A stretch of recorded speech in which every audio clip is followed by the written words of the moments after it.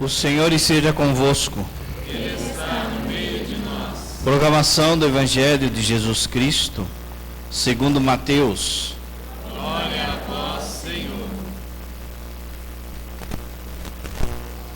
Naquele tempo, Jesus tomou consigo Pedro, Tiago e João, seu irmão, e os levou a um lugar à parte, sobre uma alta montanha, e foi transfigurado diante deles.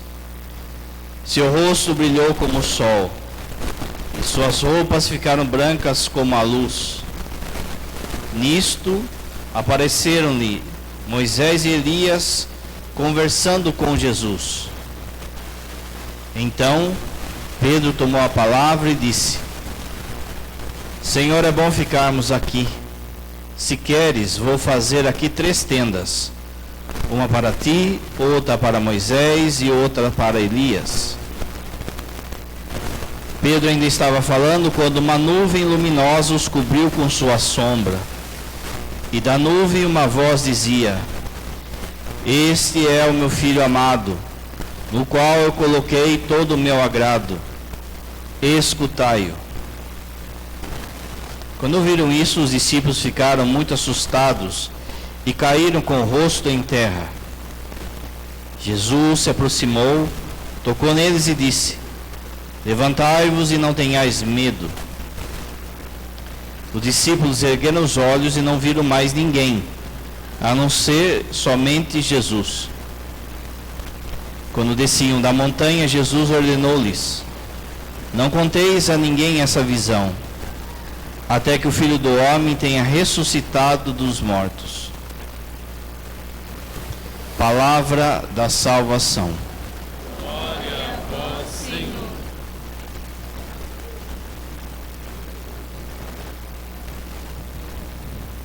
Caríssimos irmãos e irmãs, para o seu bem e para o meu bem vai demorar.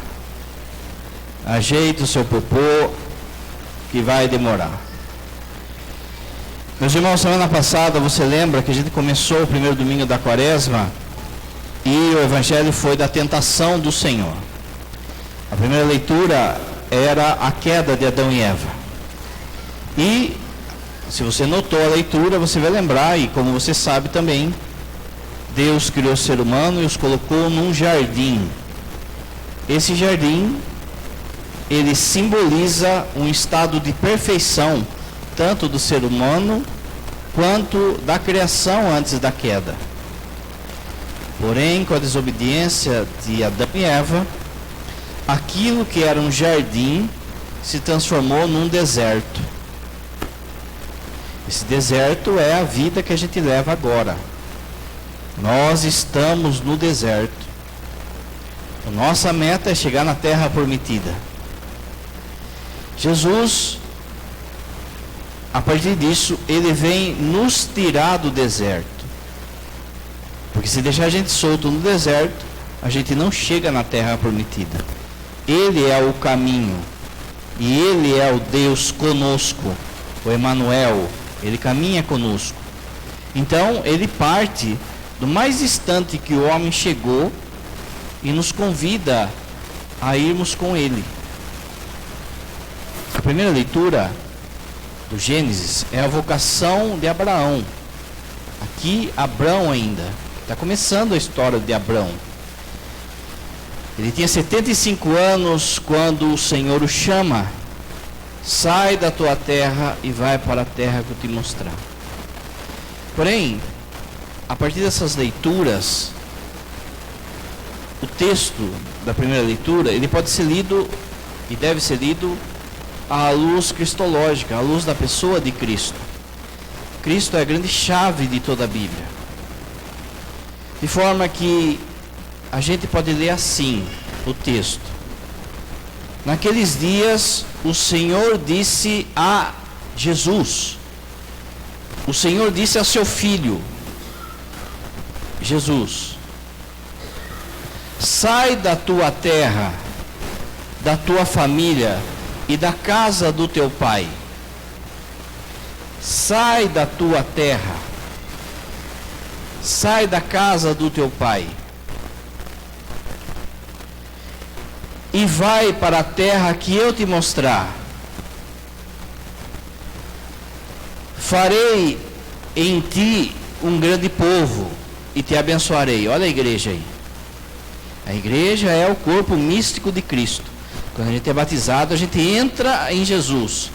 Farei em ti um povo e abençoarei esse povo, de modo que eles se tornem uma bênção. Abençoarei os que te abençoarem, falando para Jesus, e amaldiçoarei os que te amaldiçoarem. Em ti serão abençoadas todas as famílias da terra. E Jesus, aqui no texto de Abraão, mas como o padre falou, a gente está fazendo uma leitura da Bíblia que se chama tipológica, colocando Jesus como chave de leitura. E Jesus partiu como o Senhor lhe havia mandado. Percebe? Que é o envio da encarnação. O texto é a vocação de Abraão, mas em chave cristológica é a grande vocação de Jesus. Sai da sua terra, sai da casa do seu pai e vai buscar esse povo que está lá no deserto. E vai trazer esse povo de volta para cá. Só que Jesus, a gente vai ver ao longo dessas leituras, ele vai consertar de tal forma essa volta, que essa volta vai ser melhor do que quando eles caíram. O que Jesus vai dar vai ser melhor e maior do que aquele momento de queda. No entanto, é necessário que Jesus vá no deserto e nos busque. Na carta aos Filipenses, no capítulo 2, lá fala, versículo 5 em diante, até o 11, fala do rebaixamento de Jesus. É isso que está aqui na primeira leitura. Ele, Jesus, que era de condição divina, não se apegou a isso, mas se esvaziou, se rebaixou, se fez semelhante ao homem, se passar obediente até a cruz. Veja, um rebaixamento dele. Ele que era de condição divina, ele que estava na casa do pai, sai da casa do pai, se rebaixa, se passa como um escravo, se passa como um ladrão, se rebaixa até o ponto da cruz, é obediente até a morte. E que morte? Morte de cruz, morte de ladrão. Ele se rebaixou no máximo que o ser humano chega. E a segunda parte é: por isso Deus o exaltou acima de todo nome. Agora é a subida. Para que ao nome de Jesus se dobre todo o joelho no céu, na terra e no inferno. E toda língua proclame, para a glória de Deus Pai, que Jesus é o Senhor.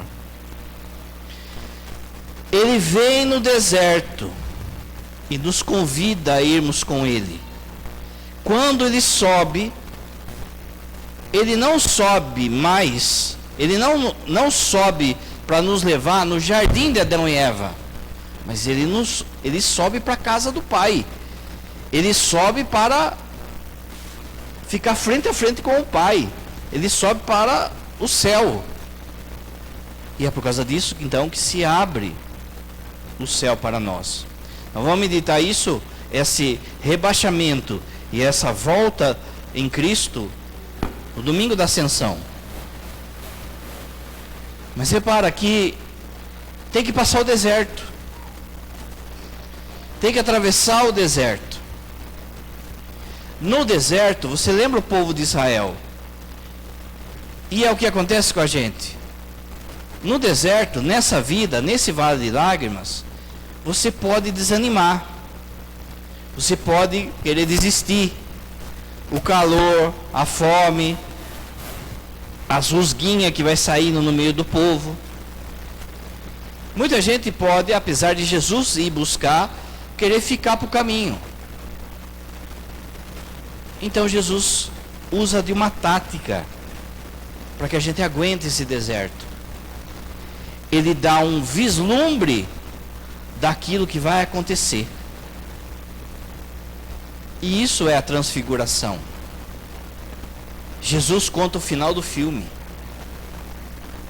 Aguenta que no final do filme vai dar tudo certo. E você vai ser mais do que você pensa. Olha a segunda leitura. São Paulo que escreve. São Paulo que escreve. Mas pega essa frase. Jesus então foi buscar a turma. Agora ele está trazendo. Pega essa frase, essa primeira frase que São Paulo escreve, mas como se fosse Jesus também falando. Olha a frase. Sofre comigo pelo Evangelho, fortificados pelo Espírito de Deus. Entende? Vamos atravessar o deserto, gente. Então sofra comigo pelo Evangelho. O Espírito Santo virá em seu socorro. Mas caminha comigo. Mas vem comigo. Olha o texto. O Pai nos salvou e nos chamou com uma vocação santa. O que no fundo, a palavra santa, na raiz dela, na língua original de Jesus, a palavra santo significa separado. Aquilo que é separado. Separado para o quê? Para Deus. Por que Deus é o santo? Porque Ele é o separado, nada se compara com Ele. Nada se compara com Ele. Mas Ele nos santificou. Ele nos separou para Ele. Quando, por exemplo, o padre celebra a missa nesse altar, esse altar ele foi abençoado, ele foi santificado, ele foi separado para o culto litúrgico, para a missa. Eu não posso fazer dele mesa. Por isso que no altar não coloca microfone, não coloca folheto, não coloca as coisas aradas. Ali atrás, ali do lado da secretaria, tem um altar. Não se usa como mesa, assinar um cheque, colocar as coisas, colocar vaso, porque é um altar, ele está separado para o culto. Ele foi santificado. É uma falta de respeito quando eu uso das coisas sagradas, seja o cálice. Pensa no cálice, eu não posso tomar chá no cálice, tomar refrigerante no cálice. Aquilo foi separado para Deus. Muito mais do que o altar e o cálice, foi você no batismo. Você foi separado para Ele. Se você pudesse enxergar a sua alma, lembra quando a gente faz a catequese, que é ensinado assim, que na catequese, no batismo, aliás, no batismo, imprime na nossa alma uma marca, um caráter, uma marca indelével que não sai mais. Que se a pessoa for para o inferno, ela vai com essa marca. Que marca que é? Que carimbo que está aqui na nossa alma? Como se fosse uma tatuagem na nossa alma. Pertence a Deus. Pertence a Deus. Porém, a pessoa pode não querer sair do deserto. Então ela vai ficar no deserto ou no inferno com a marca. Porque não quis sair. De novo. Sofre comigo pelo Evangelho. O Pai nos salvou e nos chamou para uma vocação santa. Olha agora. Não por nossas obras. Às vezes a gente pensa que a salvação, a santidade,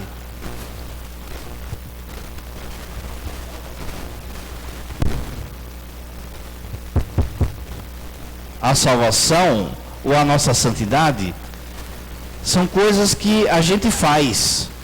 Então a gente pensa assim: eu vou fazendo coisa boa, coisa boa, coisa boa, coisa boa, aí eu tiro 10 e estou salvo. Não, gente. Deus já te salvou antes de você fazer qualquer coisa. Deus deu a salvação para você de graça. Olha a palavra, importante hoje. O fazer as coisas boas é uma resposta daquilo que Deus já fez em mim. Isso não é você não ter responsabilidade com as obras boas. Não. O santo é alguém que entende que mesmo que ele gastar toda a vida dele fazendo bem, ainda não é nada perto do que Deus fez para ele. O que Deus fez para ele? Qual que é a grande graça que o Pai, o Filho e o Espírito Santo deu para ele? De transformar ele em filho. Olha só. Adão e Eva foram criados. Tá bom. Eles pecaram. Foram lá longe, no deserto. Jesus vem consertar, e conserta de tal forma que nos transforma agora em filhos. E essa transformação em filhos não é porque a gente merece, é de graça. A criança, ela acabou de ser batizada, ela se tornou filha de Deus. Ela tem uma marca na sua alma, pertence a Deus. Mas que obra boa que aquela criança fez na vida? Qual que é a obra que ela fez para merecer? Ela não fez nada, porque ela é uma criança. Ela não estava rezando o terço, não estava dando comida para pobre. Olha, agora você vai entender por que a igreja batiza quando criança. Porque não é uma tomada de consciência. Não é assim, quando eu aceitar Jesus, aí eu peço o batismo. Não sou eu que mereço. É graça, é de grátis. De graça Ele nos fez seus. De graça. Olha a palavra da segunda leitura. Sofre comigo pelo Evangelho. O Pai nos salvou e nos chamou a uma vocação santa, não pelas nossas obras, mas em virtude do seu desígnio, ou seja, Ele quer isso para você. Em virtude do seu desígnio e da sua graça. Entende a bondade de Deus aí? Ele vai te buscar, Ele te faz filho dele e Ele nos dá a sua graça. A palavra graça na teologia, aquilo que o Padre meio que falou, né? É algo grátis. Mas na teologia a graça é um favor imerecido que Deus dá ao ser humano. Recebi uma graça, padre. Um favor que você não merece, que Deus te deu. Entende? Qual é a grande graça que Deus deu para a humanidade? O seu Filho. Jesus é a graça. Ele é o grande favor da nossa vida. Ele é a grande gratuidade que Deus deu para nós. O seu Filho que veio nos buscar. Quem viu semana passada a homilia, vai lembrar que a treta com o demônio vai ser justamente essa. O demônio não vai aceitar que o Filho, Jesus, se faça homem. Não vai aceitar. E Deus escolhe que o seu Filho se torne homem, não porque a gente merece, mas por sua graça. E você então, depois, vai meditando sobre essas coisas, depois em casa, durante a semana. E você, se você tiver um coração reto daquilo que o Padre está falando, você vai entender, igual Santa Teresinha, que no fundo tudo é graça. No fundo tudo é um favor de Deus. Tudo é um favor de Deus para que a gente alcance a pessoa de Jesus. Mas alcance o que de Jesus? Assim, humanamente falando, para que você entenda, para que você alcance a beleza de Jesus. Para que você alcance o brilho de Jesus. A segunda leitura continua. Mas em virtude do seu desígnio e da sua graça, que nos foi dada em Cristo. Olha só. Ele não só destruiu a morte. Na nossa cabeça, quando a gente pensa em salvação, a gente pensa assim, que Jesus veio destruir o demônio. Tá certo? Tá certo. Que Jesus veio destruir o pecado. Tá certo? Tá certo. Que Jesus veio destruir a morte. Tá certo? Tá certo. Mas repara que tudo que o padre falou é não, não, não. Não é? É tudo a negativa. É salvar de algo que foi feito errado. A morte, o pecado, o demônio. Só que a graça é tão grande que não é só consertar as coisas.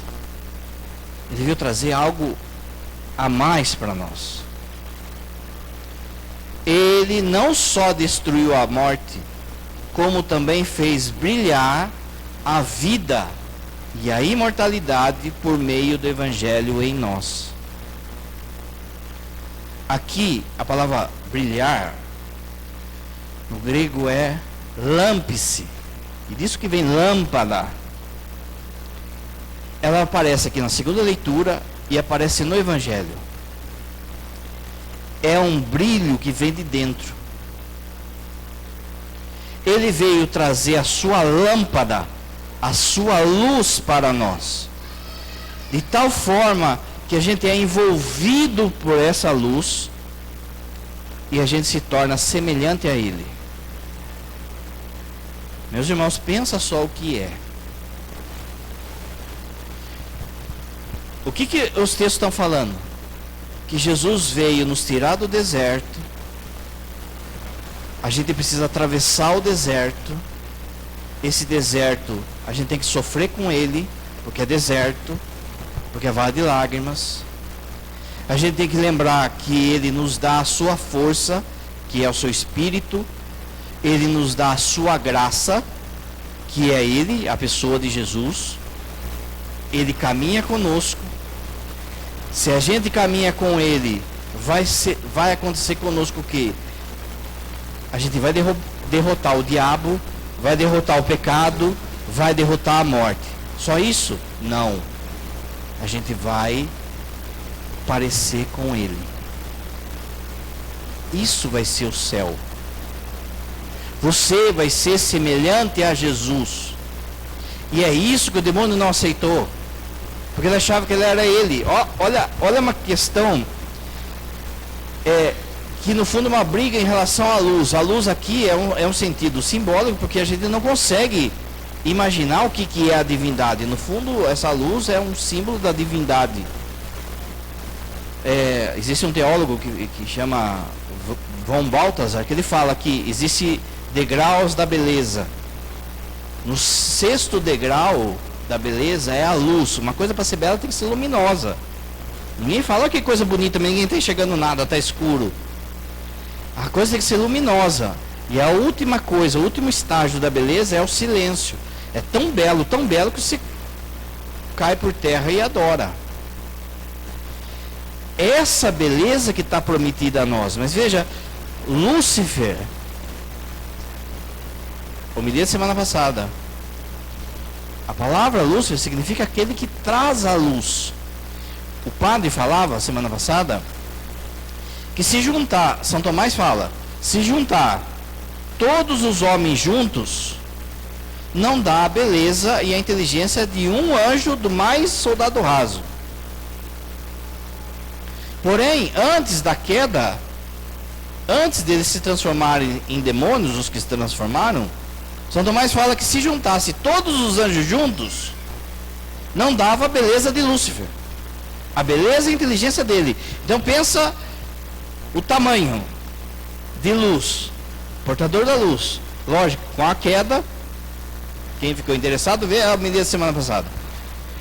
Com a queda ele se transformou em trevas. Porém, gente, o que os textos estão falando hoje? Que Lúcifer ficou com inveja daquilo que você vai ser no céu. Portanto, no céu, você vai ser muito mais belo do que ele foi um dia.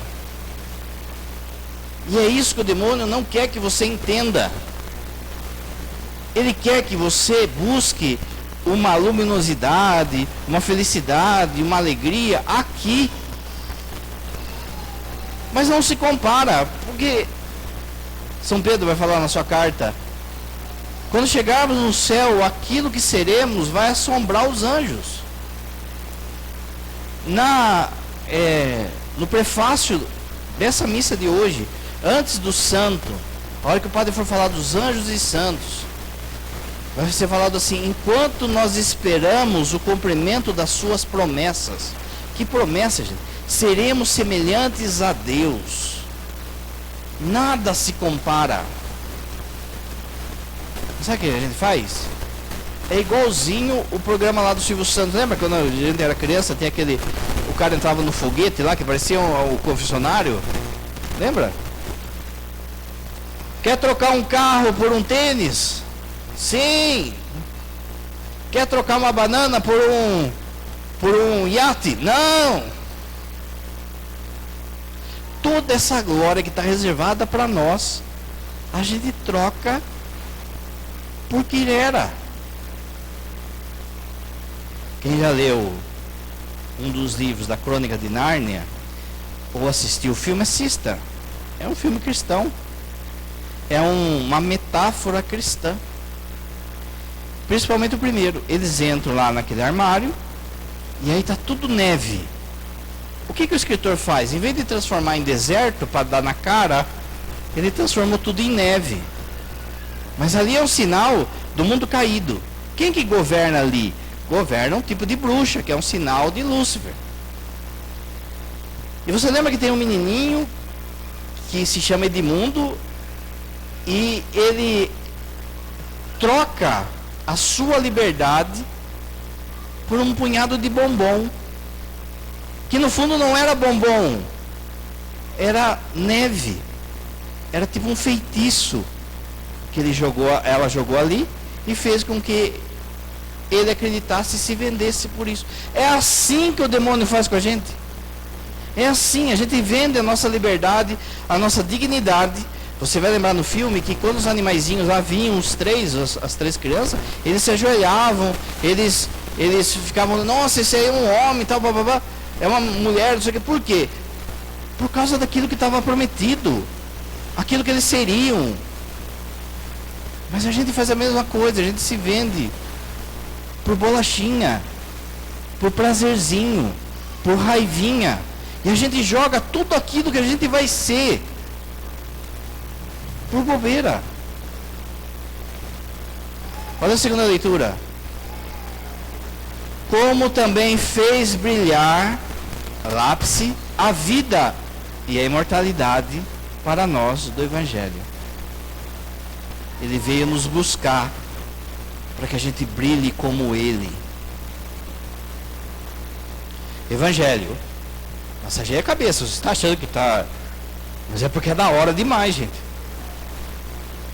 O Evangelho é o Evangelho da transfiguração. Primeiro, você tem que saber o que vem antes. O que veio antes da transfiguração? Qual que é o texto que está lá? Está assim, ó. Olha se não combina com a segunda leitura. Olha se não combina com o deserto, com aquilo que o pai está falando. Antes da transfiguração, Mateus escreve assim: então disse Jesus aos seus discípulos: se alguém quiser vir após mim, renuncie a si mesmo, tome a sua cruz e siga-me. Olha o deserto. Siga-me, siga-me. Se alguém quiser ser meu discípulo, se alguém quiser ser semelhante a mim, tome a sua cruz e siga-me. A segunda leitura: sofre comigo as dores pelo Evangelho.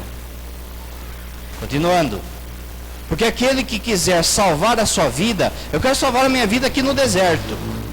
Então eu vou construir casa aqui no deserto, vou gastar minhas energias aqui no deserto, eu vou comprar carro aqui no deserto e pronto. Muito bem, você vai perecer aqui.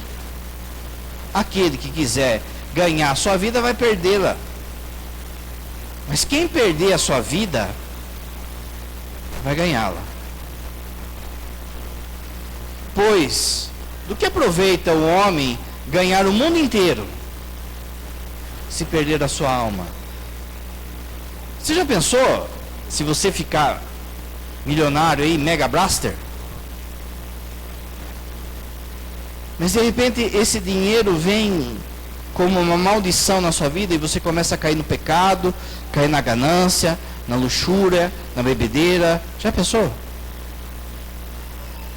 Já pensou que quando uma pessoa dessa, que gastou a sua vida na riqueza, ela lá do inferno, ela olhar para o seu irmão, para o seu pai, para o seu filho, olhar para aquela pessoa que está brilhando como Jesus, você já pensou a raiva que vai dar na própria pessoa que está lá embaixo? De que vale ganhar o mundo? Pensa assim, qual foi o dia que você nasceu? Pensa aí, o dia e o ano. Faz de conta que Deus pegou e colocou uma corda, o começo de uma corda, nesse ponto que você nasceu. E Deus esticou essa corda até a eternidade. Ou seja, essa corda não tem fim. Faz a proporção, então, dessa corda até a eternidade com 100 anos, se você durar. Não é? Não vai ser nada. Não vai ser nada. Então o que Jesus, a segunda leitura com Paulo, mas Jesus está falando, e o que está falando nesse texto que vem antes? Aguenta firme, gente. Vai passar. Vai passar, esse deserto vai passar. Santa Teresa fala assim, que quando chegarmos no céu, a gente vai olhar para essa vida e vai parecer que foi uma noite mal dormida no hotel de 5ª categoria. Mas foi uma noite só. E agora a gente tem a vida eterna para ser igual a Jesus. Mas ainda o que vem antes da transfiguração. De que adianta o homem ganhar o mundo inteiro se perder a sua alma? Ou que dará ao homem recompensa da sua alma? Olha agora. Porque o Filho do Homem virá na sua glória, na sua luz, com os seus anjos. Pensa o espetáculo. Meus irmãos, antes de acontecer isso, você sabe que a igreja vai padecer, vai sofrer. Que a gente já está sofrendo as dores de parto. Mas a carta aos Tessalonicenses fala que quando Jesus aparecer na sua glória, a coisa tão bela, que esse mundo em queda, tudo aquilo que tiver na mão do diabo, vai cair com o sopro da sua boca. Ou seja, não vai fazer nem cócega. A beleza de Cristo nos salvará. Lá em Dostoiévski tem um livro que chamou O Idiota. Ele coloca na boca de um príncipe uma frase que vale aqui: a beleza salvará o mundo. Jesus, quando vier na sua beleza, com seus anjos, você não consegue imaginar o que vai ser, e nem o que você vai ser. Olha o texto, ainda é antes. Então dará cada um segundo as suas obras. Olha agora, em verdade vos digo, alguns aqui não provarão da morte até que vejam o Filho do Homem em seu reino. Jesus está falando para os apóstolos ali, para os discípulos, para a multidão, não é? E de repente Jesus solta essa. Então quer dizer que Jesus errou? Porque os apóstolos morreram. Dos que estão aqui, alguns não morrerão sem antes vir a minha glória. Qual que é o evangelho que vem depois? Transfiguração. Jesus está falando de Pedro, Tiago, João, Moisés e Elias. Eles não morrerão sem ter visto a minha glória antes. Meus irmãos, pensa só. Tem um deserto. O deserto é difícil. Jesus se mostra para os apóstolos. Quem é que vai ver o sofrimento de Jesus? No Horto das Oliveiras. Lá na frente. Pedro, Tiago e João. Então o que Jesus faz? Ele para que os apóstolos aguentem, para que os apóstolos não se escandalizem. Ele mostra o final do filme para que eles aguentassem aquele período, aquela provação. São João da Cruz vai usar, que Deus usa na nossa caminhada, de desolação e consolação. Desolação é quando a gente passa por tribulação.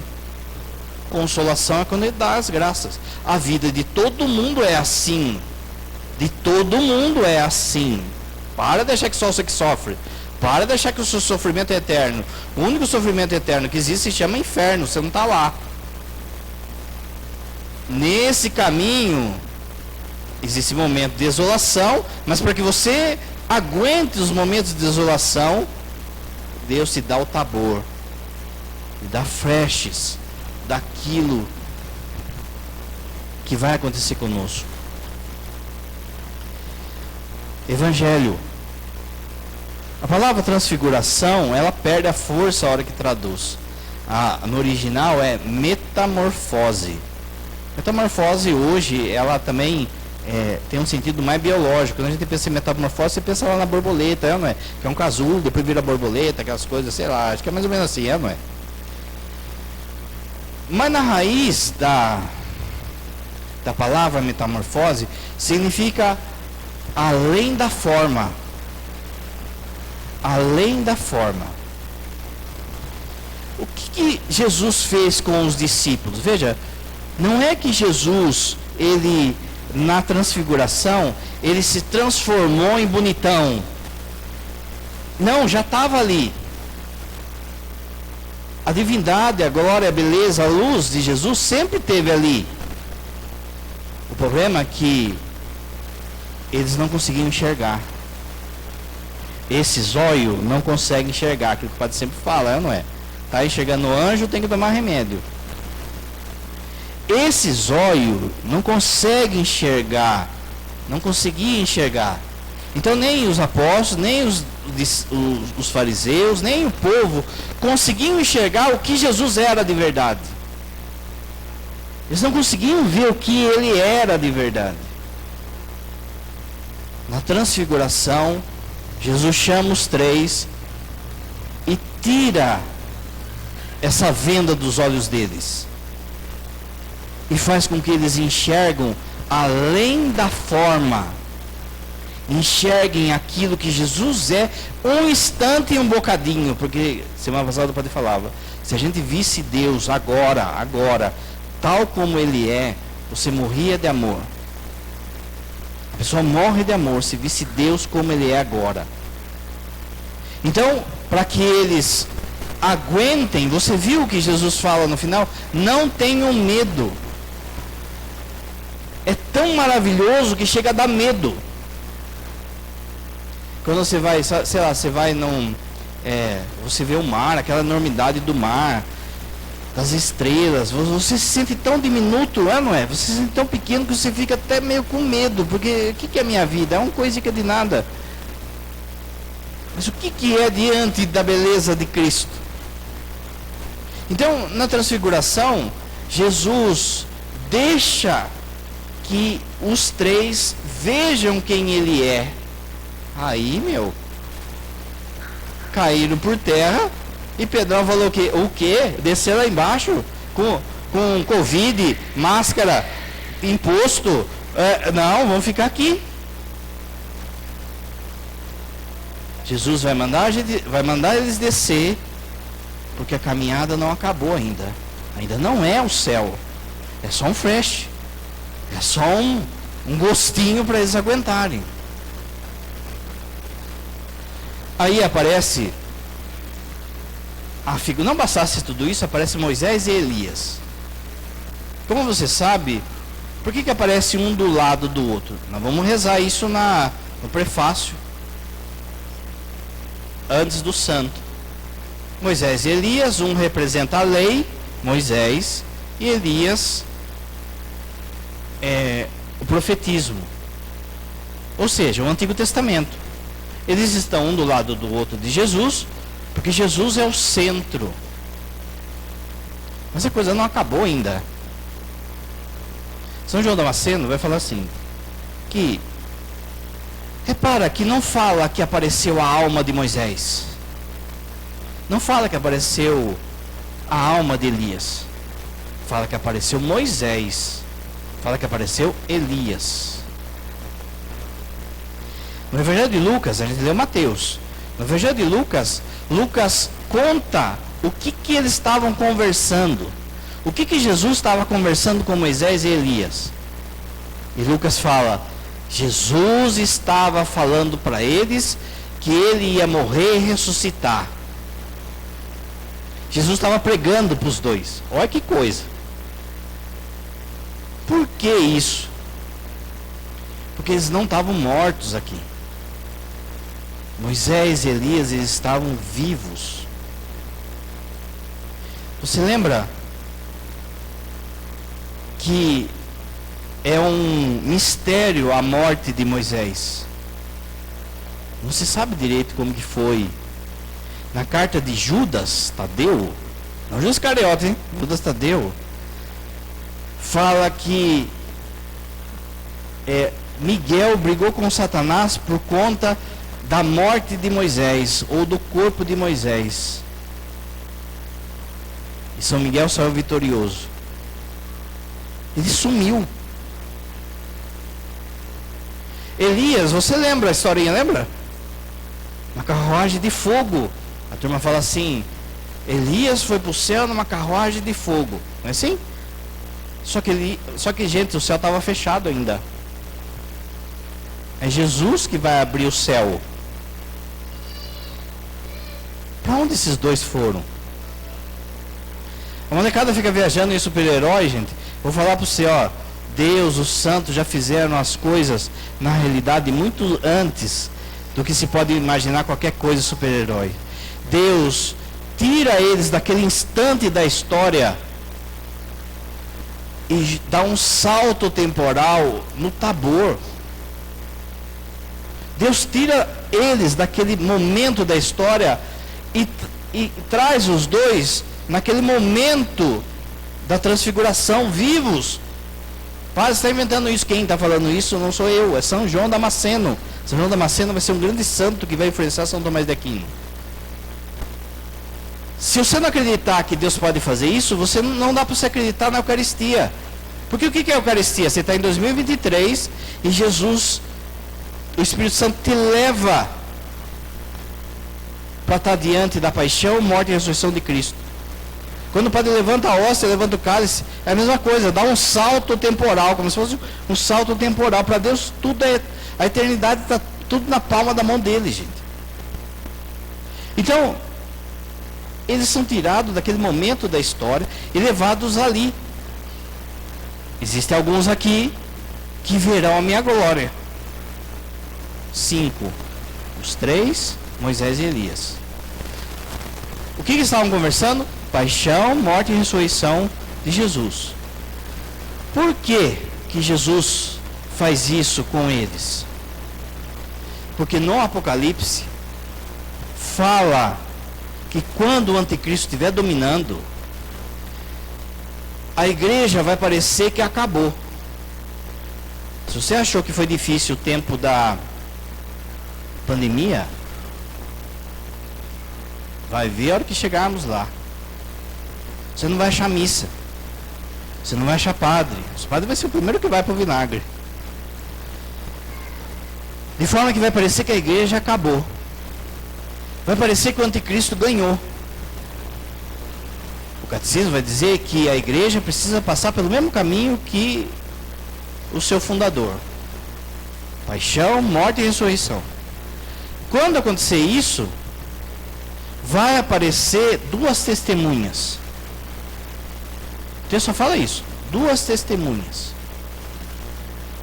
Uma tem poder de transformar rio em rio de sangue. Uma das testemunhas tem poder de transformar água, o rio, em rio de sangue. Quem que fez isso na Bíblia? Moisés, lembra das pragas? O outro tem poder de fazer parar de chover. Quem que fez isso na Bíblia? Elias. Olha só, Deus tirou daqui, trouxe para cá e vai levar lá. Quando acontecer isso, vai haver uma grande conversão do povo judeu. É a última chance da turma. Vai acontecer uma grande conversão do povo judeu, porque essas duas testemunhas vão começar a falar que Jesus é o Salvador, Ele é o Messias. Eles são, Moisés e Elias são o Antigo Testamento, eles vão estar falando, não gente, o Messias já veio, é Jesus. Ele morreu e ressuscitou. O pessoal da besta vai matar as duas testemunhas. E quando matar, está no Apocalipse, gente. Eles vão fazer uma festança, vão fazer uma rave. Vencemos, ganhamos. E Deus vai ressuscitar os dois na frente de todo mundo. Essa é a última chance da galera. Repara, por que tudo isso, gente? Por causa que Deus nos quer com Ele. Tudo isso é para que você vá com Ele. É para que você chegue lá. É para que você lembre quando tiver para brigar, tiver para cair no pecado da sexualidade, da bebida, da raiva, de preguiça de faltar da missa, disso, daquilo outro, você lembre. Não. Olha o que Deus fez por mim em Jesus, no Espírito Santo, e olha o que eu vou ser lá no céu. O que eu vou ser lá no céu? Mas padre, Moisés e Elias e os apóstolos, os três, eles estiveram nessa montanha. E essa montanha fez com que eles vissem um vislumbre da divindade de Deus. Mas eu não tenho essa montanha. Tem sim, gente. Essa montanha se chama missa. Missa. Olha só. Em outros anos, o segundo domingo da Quaresma, na primeira leitura, é o texto que Abraão pega o seu filho e vai sacrificar o filho. Lembra da passagem? Tem uma primeira montanha. Depois, a transfiguração, segunda montanha. Escondido está uma terceira montanha, que é a missa, que é a Eucaristia. Presta atenção, não é à toa que o correto era ter aqui 3 degraus ou 7 degraus, conforme a engenharia da igreja. Por que 3 degraus? Fé, esperança e caridade, para você subir no monte. Ou 7, conforme a engenharia da igreja, 7 degraus, os sacramentos. Nada é à toa na igreja. É que se perdeu muito do simbolismo. Mas vai nas igrejas antigas, você vai ver que é isso. Não tá, o altar não está mais alto somente porque você precisa enxergar. Ele está mais alto porque ele é uma montanha. A montanha onde a glória de Deus aparece. O poder de Deus aparece. Aparece para que você comungue, para que você veja e para que você então aguente o deserto. Quando termina a missa, no latim, o padre fala assim: ite missa est. Quando a gente traduziu, perdeu a força, que é assim: ide em paz, o Senhor vos acompanhe. Sabe, na cabeça de muitos é assim: pode ir em paz que você já cumpriu o seu preceito. Não é isso. Ite, ide, a missa continua. A missão começa, ou seja, sobe a montanha, comunga, desce a montanha, porque tem mais coisa para você fazer. Você tem que aguentar ainda o deserto, você tem que passar o deserto. Viu? Pedro, o que ele falou? Vamos ficar aqui que tá bom. Não. Ite missa est. Vamos descer, tem coisa para nós fazer. Você vem, recebe o corpo do Senhor e vai em missão. Elias de novo. Elias sendo perseguido por Jezabel. Pensa uma mulher ruim. Jezabel. colocou a cabeça de Elias a prêmio. Deus fala para Elias: sobe a montanha, essa mesma montanha aqui, a montanha do Horeb, ou do Sinai, conforme se é o povo do norte ou do sul, recebia outro nome, mas é a mesma montanha. Sobe a montanha. Ele começa a subir a montanha, a cabeça dele está a prêmio, ele está cansado, ele senta embaixo da árvore, não é à toa a árvore lembra o quê? Cruz. Ele senta embaixo da árvore e fala assim: Senhor, eu não aguento mais, pode me levar, eu não aguento mais, eu vou ficar aqui e vou esperar a turma vir me matar. Aparece um anjo com, olha a palavra, um pão misterioso. Meus irmãos, para Deus não tem tempo, lembra? Passado e futuro não tem para Deus. Cristo vai instituir a Eucaristia. Mas por que a palavra pão misterioso? Um anjo aparece com um pão misterioso e fala para ele: come e se levanta, porque tem muito que você subir ainda. E ele comeu, e aquilo restaurou as suas forças, e ele chegou lá no monte, onde daí ele foi arrebatado. Sobe a montanha e come, para de desânimo. Come e caminha, porque você não chegou lá em cima ainda. E aquilo que está prometido para você é muito maior do que qualquer sofrimento que você está passando agora. Não tem comparação. De forma... O pai já vai dar spoiler, né? A gente vai começar a arrumar a igreja, pintar a igreja. E se Deus quiser, a gente vai escrever aqui, ó. Tá vendo nessa parede aqui, ó? Uma frase do cego. Jesus chega para ele e fala: o que você quer? E o cego fala: Senhor, que eu veja. Vamos escrever aqui, ó. Para que toda vez que o padre levantar a hóstia e você se ajoelhar, você peça: Senhor, que eu veja além da forma, que eu veja de fato a sua glória na hóstia na mão do Padre. Meus irmãos, a nossa igreja é demais, gente, é demais. Olha quanta coisa que Jesus fez por nós. Aguenta firme, porque o deserto vai passar e a glória virá, a beleza de Cristo virá, e a beleza de Cristo nos salvará. Bem-aventurados são aqueles que conseguem enxergar a glória de Deus em cada missa. E aqui, gente, não é visualização,